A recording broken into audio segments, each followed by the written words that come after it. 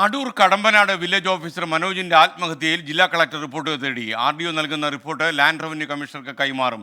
Village ഓഫീസേഴ്സിന്റെ കൂട്ടപ്പരാതിക്ക് പിന്നാലെയാണ് ജില്ലാ കളക്ടറുടെ നടപടി. ആത്മഹത്യയ്ക്ക് പിന്നിൽ ബാഹ്യ ഇടപെടലുണ്ടോ എന്ന് പരിശോധിക്കണമെന്നാണ് സഹപ്രവർത്തകരുടെ ആവശ്യം. വിവരങ്ങളുമായി പത്തനംതിട്ടയിൽ നിന്ന് ശ്രീജിത്ത് ശ്രീകുമാരൻ തത്സമയം ചേരുന്നു. ഗുഡ് മോർണിംഗ് ശ്രീജിത്ത്, പറയൂ വേഗം.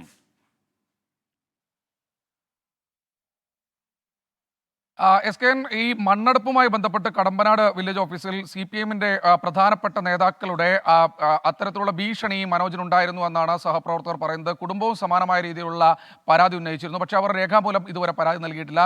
ചടങ്ങുകളെല്ലാം കഴിഞ്ഞതിന് ശേഷം പരാതി നൽകാമെന്നാണ് അവരുടെ നിലപാട്. എന്തായാലും വില്ലേജ് ഓഫീസേഴ്സിന്റെ കൂട്ടായ്മ ഇന്നലെയാണ് ഏതാണ്ട് 12ഓളം ഈ താലൂക്കിലെ തന്നെ 12ഓളം വില്ലേജ് ഓഫീസർമാർ ഒപ്പിട്ട ഒരു പരാതി അങ്ങോട്ട് ജില്ലാ കളക്ടർ, പത്തനംതിട്ട ജില്ലാ കളക്ടർക്ക് ഇപ്പോൾ കൈമാറിയിരിക്കുന്നത്.